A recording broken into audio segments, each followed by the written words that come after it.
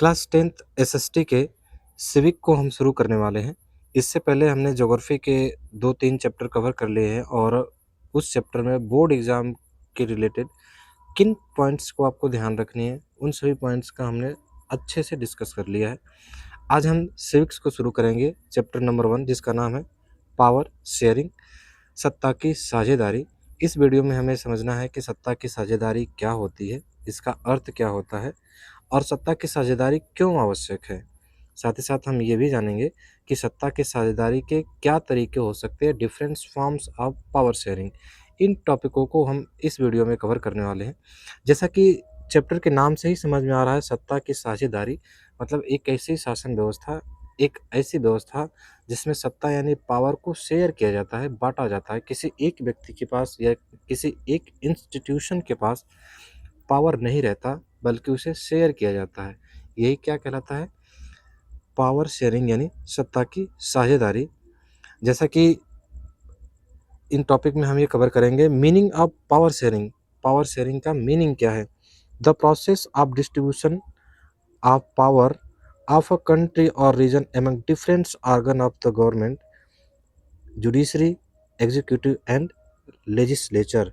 मतलब एक ऐसा प्रोसेस जिसके माध्यम से गवर्नमेंट के डिफरेंट ऑर्गन्स, जैसे गवर्नमेंट के 3 ऑर्गन्स हैं, लेजिस्लेटिव, एग्जीक्यूटिव और जुडिशरी। गवर्नमेंट के 3 ऑर्गन हैं। तो एक ऐसा प्रोसेस जिसके माध्यम से किसी देश या किसी क्षेत्र के पावर को इन गवर्नमेंट के 3 ऑर्गन से जब हम डिस्ट्रीब्यूट कर देते हैं, तो यही प्रोसेस पावर शेयरिंग कहलाता है, यानी सत्ता की साझेदारी कहलाती है। किसी देश या किसी क्षेत्र की सत्ता को सरकार के विभिन्न अंगों, न्यायपालिका, कार्यपालिका और विधायिका के बीच में वितरित करने की प्रक्रिया ही क्या कहलाती है? सत्ता की साझेदारी। अच्छा, इसमें आपने 2 पॉइंट्स आपको देखने को मिलेंगे, गवर्नमेंट के डिफरेंस ऑर्गन्स और आपको देखने के मिलेंगे गवर्नमेंट के डिफरेंस लेवल्स। गवर्नमेंट के 3 ऑर्गन्स हैं, लेजिस्लेटिव, एग्जीक्यूटिव और जुडिशरी। इन्हें गवर्नमेंट के ऑर्गन्स कहते हैं और गवर्नमेंट के लेवल भी 3 हैं, यूनियन गवर्नमेंट, स्टेट गवर्नमेंट और लोकल गवर्नमेंट। तो जब भी हम गवर्नमेंट के ऑर्गन्स का नाम लेंगे तो आपके मन में ये तुरंत ये विचार आना चाहिए कि ऑर्गन्स का नाम लेने का मतलब लेजिस्लेचर, एग्जीक्यूटिव और जुडिशरी की बात कर रहे हैं। और यदि हम गवर्नमेंट के डिफरेंस लेवल्स की बात करेंगे तो आप ये सोचोगे कि गवर्नमेंट के 3 डिफरेंस लेवल हैं। पहला है यूनियन लेवल या सेंट्रल गवर्नमेंट, दूसरा है स्टेट लेवल और तीसरा है लोकल लेवल। ठीक है, तो पावर शेयरिंग का मतलब क्या हुआ? जब पावर को गवर्नमेंट के डिफरेंट ऑर्गन्स, लेजिस्लेटिव, एग्जीक्यूटिव और जुडिशरी में डिस्ट्रीब्यूट कर दिया जाता है, तो यही प्रोसेस पावर शेयरिंग कहलाता है। अब पावर शेयरिंग आवश्यक क्यों है? Why power sharing is desirable. Power sharing आवश्यक क्यों है? तो पहली बात है कि पावर शेयरिंग जो पॉसिबिलिटी है सोशल ग्रुप्स के बीच में कन्फ्लिक्ट के, उसको कम करती है। Reduce conflicts, lessons lessons the possibility of clashes between social group. ये डिफरेंस किसी भी देश के डिफरेंट सोशल ग्रुप्स में क्लैशेस की संभावना को कम कर देती है। इसका मतलब आप समझोगे, मान लेते हैं कि कोई एक देश है और इसमें डिफरेंट सोशल ग्रुप्स हैं, 3 सोशल ग्रुप्स हैं। मान लेते हैं ए है, बी है और सी है। ये 3 सोशल ग्रुप्स हैं और इस देश की एक सरकार बनी है। यदि सरकार में ए और बी ही मिलकर सरकार चला रहे हैं और सी सोशल ग्रुप है, इसका कोई पार्टिसिपेशन नहीं है, तो बताओ क्या जो सी सोशल सोसाइटी है, सी सोशल ग्रुप वाले लोग हैं, ए और बी के प्रशासन व्यवस्था से नाराज होंगे या नहीं होंगे? स्वाभाविक होंगे, क्योंकि इनके मन में ये विचार ज़रूर आएगा कि एक ऐसी सरकार हमारे देश में है जिसमें हमारा कोई प्रतिनिधित्व है ही नहीं, हमारा कोई पार्टिसिपेशन है ही नहीं। तो ये इनके बीच में नाराज़गी का कारण बन सकती है और संभावना ये भी है कि ये नाराज़गी हिंसा और क्रांति या सिविल वार का रूप ले ले। जैसा कि हम इस चैप्टर में आगे पढ़ेंगे, 2 देशों के उदाहरण को पढ़ने हैं, एक बेल्जियम को और एक श्रीलंका के बारे में हमें केस स्टडी पढ़नी है। और उन 2 केस स्टडी के पढ़ने के बाद हमें इस बात का एहसास होगा कि पावर शेयरिंग कितना आवश्यक है। जैसे बेल्जियम में भी कई एथनिक ग्रुप्स रहते थे, कई सोसाइटी के लोग रहते थे और बेल्जियम में ये भी समस्या थी कि कुछ समाज या कुछ वर्ग ऐसा फील करते थे कि गवर्नमेंट यानी पावर में उनकी प्रॉपर पार्टिसिपेशन नहीं है, तो उनके बीच में तनाव बढ़ता गया। ऐसे ही आप देखोगे श्रीलंका में भी, श्रीलंका में कई एथनिक ग्रुप, कई सोशल ग्रुप रहते थे और उनमें भी यही समस्या थी। तो उन उदाहरणों के माध्यम से समझेंगे कि पावर शेयरिंग क्यों इम्पोर्टेंट है और पावर शेयरिंग सही से न होने के कारण उस देश की सामाजिक और आर्थिक, साथ ही साथ राजनीतिक परिस्थितियां बिल्कुल बदल जाती हैं। ठीक है, तो सत्ता की साझेदारी आवश्यक क्यों है? क्योंकि ये समाज के बीच में टकराव के अंदेशा को कम कर देती है, क्योंकि जब किसी देश की सरकार में सभी वर्गों की भागीदारी होगी, तो सबको इस बात का एहसास होगा कि देश के प्रशासन में उनकी भी सहभागिता है, उनकी भी सहमति ली जा रही है। तो ये पहला कारण हो गया। दूसरा कारण क्या है कि it is the spirit of the democracy. Democracy की आत्मा ही है सत्ता की साझेदारी।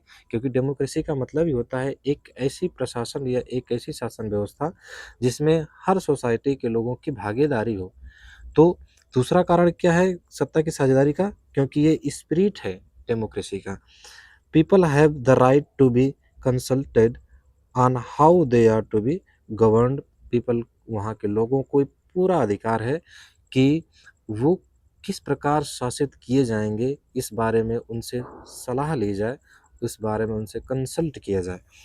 मतलब सत्ता की साझेदारी क्यों जरूरी है? पहला, ये रिड्यूस कर देती है सोसाइटी में कन्फ्लिक्ट को, समाज में होने वाले संघर्ष को, तनाव को कम करती है। साथ ही साथ सत्ता की साझेदारी इसलिए भी जरूरी है क्योंकि ये डेमोक्रेसी की आत्मा है, लोकतंत्र की आत्मा है।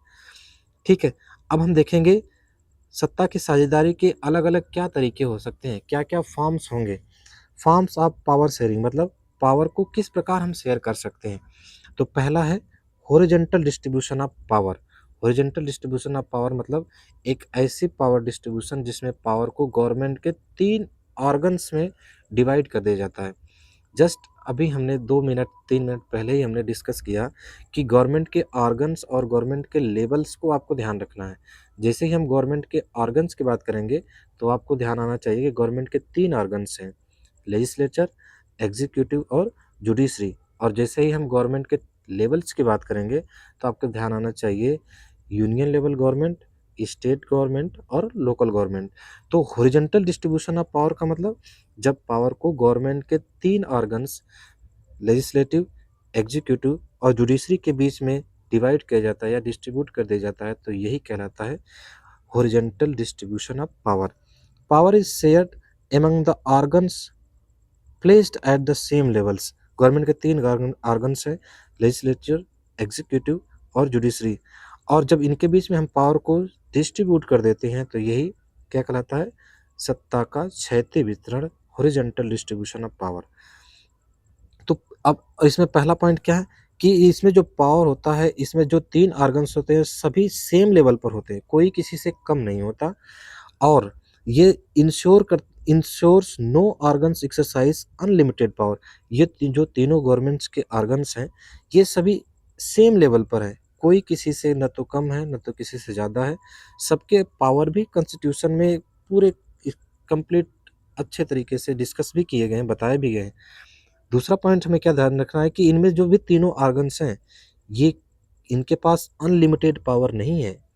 ये अपने जुरिडिक्शन से या अपने कार्य क्षेत्र से ज़्यादा काम नहीं करेंगे। इनके बारे में जो काम इनको बताया गया है या जो काम इनके लिए डिसाइड है, फिक्स है, वही काम करेंगे। इनके पास अनलिमिटेड पावर नहीं है। तीसरा पॉइंट हमें क्या ध्यान रखना है, ये creates a system of checks and balance. और ये जो गवर्नमेंट के 3 ऑर्गन्स हैं ये सभी एक दूसरे पर चेक और बैलेंस रखते हैं। जैसे हमें पता है कि लेजिस्लेचर का काम होता है कानून बनाना और एग्जीक्यूटिव का काम क्या होता है? उन कानून को लागू करना। साथ ही साथ जुडिशरी का काम क्या होता है कि कानून जब लागू हो रहा है तो उसके माध्यम से यदि कोई जनता को, आम समाज के लोगों को यदि कोई प्रॉब्लम हो रही है, न्याय व्यवस्था दिलाने का काम जुडिशरी का होता है। अब लेजिस्लेचर का काम तो हो गया कानून बनाना, लेकिन कानून क्या वैलिड हैं, सही प्रोसेस से बने हैं या नहीं बने हैं, इनकी जांच कौन करेगा? जुडिशरी। तो ये एक दूसरे पर चेक बैलेंस कर रहे हैं या नहीं कर रहे हैं? बिल्कुल कर रहे हैं। तो ये जो हॉरिजॉन्टल डिस्ट्रीब्यूशन ऑफ पावर है, इसे चेक्स एंड बैलेंस भी अच्छे तरीके से हो पाता है। ठीक है, मतलब हॉरिजॉन्टल डिस्ट्रीब्यूशन ऑफ पावर में आपको 2-3 बातें ध्यान रखनी है। इसमें पहला बात ध्यान रखोगे, जब पावर को गवर्नमेंट के 3 ऑर्गन्स लेजिस्लेचर, एग्जीक्यूटिव और जुडिशरी के बीच में डिस्ट्रीब्यूट कर दिया जाता है तो इसे ही हॉरिजॉन्टल डिस्ट्रीब्यूशन ऑफ पावर कहते हैं। दूसरा पॉइंट लिखोगे, all these organs of the government are placed at the same level. जो भी तीनों गवर्नमेंट के ऑर्गन्स हैं ये सभी एक समान लेवल पर हैं और कोई भी ऑर्गन अनलिमिटेड पावर यूज नहीं कर सकता। साथ ही साथ ये तीनों ऑर्गन्स एक दूसरे पर चेक और बैलेंस रखते हैं। ये बातें आपको ध्यान रखनी है और जैसा हमने बताया ऐसे आप नोट्स भी बना सकते हो। ठीक है, तो पहला फॉर्म्स हमने क्या देखा सत्ता की साझेदारी का, हॉरिजॉन्टल डिस्ट्रीब्यूशन ऑफ पावर। अब अगला देखते हैं, दूसरा तरीका है फेडरल या फिर वर्टिकल डिवीजन ऑफ पावर, सत्ता का ऊर्ध्वाधर विभाजन। ऊर्ध्वाधर विभाजन का मतलब जब पावर गवर्नमेंट के 3 लेवल्स, सेंट्रल लेवल यानी यूनियन लेवल, दूसरा स्टेट लेवल और तीसरा लोकल लेवल, इनके बीच में जब पावर को हम डिवाइड कर देते हैं या डिस्ट्रीब्यूट कर देते हैं तो इसे पावर का वर्टिकल डिस्ट्रीब्यूशन या वर्टिकल डिवीजन कहा जाता है। समझ गए? अब इसमें देख लेते हैं कि क्या क्या बातें हमने नोट की हैं, एक एक करके सबको देख लेते हैं। Power is shared among the governments at the difference level. Power share किया जाता है गवर्नमेंट जो डिफरेंस लेवल पर है। जैसे पहला लेवल कौन सा है, यूनियन लेवल, दूसरा है स्टेट लेवल और तीसरा है लोकल लेवल में जिसमें पंचायत और म्यूनसिपालिटीज आती हैं। दूसरा पॉइंट ध्यान रखोगे, India has 3 levels of government. एक तो यूनियन लेवल है जिसे हम सेंट्रल गवर्नमेंट भी कहते हैं, दूसरा है स्टेट लेवल जिसे हम प्रोविंशियल गवर्नमेंट भी कहते हैं या स्टेट गवर्नमेंट कहते हैं, और तीसरा है लोकल लेवल जिसमें पंचायत और म्यूनसिपालिटीज आते हैं। The constitution clearly lays down the power of difference level, और हमारा संविधान ये 3 लेवल के जितने भी लेवल्स के गवर्नमेंट इंडिया में हैं इनके पावर को काफ़ी क्लियरली लेज डाउन की है या काफ़ी अच्छे तरीके से साफ साफ संविधान में स्पष्ट कर दिया गया है। तो दूसरा फॉर्म्स क्या है, वर्टिकल डिवीजन ऑफ पावर, यानी जब पावर को गवर्नमेंट के वेरियस ऑर्गन्स में डिवाइड कर, वेरियस लेवल में सॉरी, जब पावर को गवर्नमेंट के वेरियस लेवल पर हम डिवाइड कर देते हैं तो उसे कहते हैं vertical division of power. India में 3 लेवल्स ऑफ गवर्नमेंट हैं, यूनियन लेवल जिसे सेंट्रल लेवल गवर्नमेंट कहते हैं, दूसरा है स्टेट लेवल जिसे प्रोविंशियल गवर्नमेंट भी कहते हैं, और तीसरा है लोकल लेवल जिसे पंचायत और म्यूनसिपालिटी जाते हैं। और ये जो तीनों लेवल्स की गवर्नमेंट हैं इनके बारे में कॉन्स्टिट्यूशन ने क्लियरली स्पष्ट कर दिया है कि इनके पावर्स क्या होंगे। ठीक है, अगला तरीका देखते हैं, power sharing among the social groups. Power को सोशल ग्रुप्स में भी शेयर किया जाता है। जैसे power is share among difference religious and linguistic groups. जो पावर है वो सामाजिक और भाषाई ग्रुप के बीच में भी डिवाइड कर दिया जाता है। धार्मिक और भाषाई समूहों के बीच में सत्ता का विभाजन। जैसे बेल्जियम में एक कम्युनिटी गवर्नमेंट है, हालांकि इंडिया में कोई कम्युनिटी गवर्नमेंट का प्रोविज़न नहीं है, लेकिन बेल्जियम में पावर को शेयर किया जाता है सोशल्स और लिंग्विस्टिक भाषा सोसाइटी में भी डिस्ट्रीब्यूट किया जाता है जिसमें भाषा और धार्मिक समूह के लोग होते हैं। Legal arrangements give minority communities weaker section and women a fair share in legislature and administration. मतलब कानूनी जो व्यवस्था है वो अल्पसंख्यक और कमजोर वर्गों और महिलाओं को विधायिका और प्रशासन में उचित हिस्सेदारी तय करती है।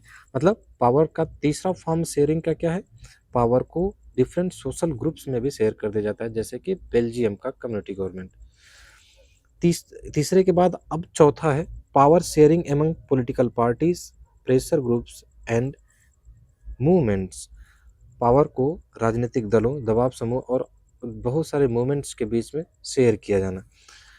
Competition among difference party ensure power does not remain in one hand. मतलब डिफरेंस पार्टीज में, डिफरेंस राजनीतिक दलों में पावर को डिवाइड करना ये सुनिश्चित करता है कि पावर किसी एक व्यक्ति के हाथ में नहीं होता। Interest groups, traders, farmers, workers, share government power via committee participation और इन्फ्लुएंसिंग डिसीजन मेकिंग। जो हित समूह होते हैं, किसान, मजदूर, समितियां, इन ये समितियों के माध्यम से निर्णय को प्रभावित करते हैं और सत्ता को साझा करते हैं। तो हमने ये देख लिया कि पावर शेयरिंग क्या होता है, साथ ही साथ पावर शेयरिंग आवश्यक क्यों है, और difference forms of power sharing देखा। सबसे पहले हमने डिफरेंस फॉर्म्स में पहला फॉर्म्स देखा हमने, सत्ता का हॉरिजॉन्टल डिवीजन या डिस्ट्रीब्यूशन, जिसमें पावर को गवर्नमेंट के 3 ऑर्गन्स में डिस्ट्रीब्यूट कर दिया गया, लेजिस्लेचर, जुडिशरी और एग्जीक्यूटिव। फिर दूसरा फॉर्म्स हमने देखा, पावर को difference levels of government distribute किया गया, जिसे कहा गया वर्टिकल डिवीजन ऑफ पावर, और इसमें गवर्नमेंट के 3 लेवल्स में डिवीजन किया गया, सेंट्रल लेवल जिसे यूनियन गवर्नमेंट कहते हैं, दूसरा स्टेट लेवल, और तीसरा लोकल लेवल। और जितने भी लेवल्स के अब गवर्नमेंट है, इन सभी के बारे में कंप्लीटली इनके प्रोविजन कॉन्स्टिट्यूशन में स्पष्ट कर दिए गए हैं। और तीसरा हमने देखा था, तीसरा पावर को कम्युनिटी और सोसाइटी में डिवाइड करने की बात की गई, और चौथा पावर को पॉलिटिकल पार्टीज, प्रेशर ग्रुप और मूवमेंट के बीच में किया गया। तो आप इन टॉपिक को कई बार रिवाइज करिए और नोट्स बनाइए। हमने इस चैप्टर से बोर्ड एग्ज़ाम के ओरिएंटेड जो आपके लिए इम्पोर्टेंट पॉइंट्स थे, सबको हम कवर करने का प्रयास कर रहे हैं। आप इसके साथ नोट्स बनाइए और रिवीजन करते रहिए। जल्दी हम बेल्जियम और श्रीलंका के केस स्टडीज़ को लेकर आएंगे और उनको भी पॉइंट वाइज डिस्कस करेंगे। तब तक के लिए धन्यवाद।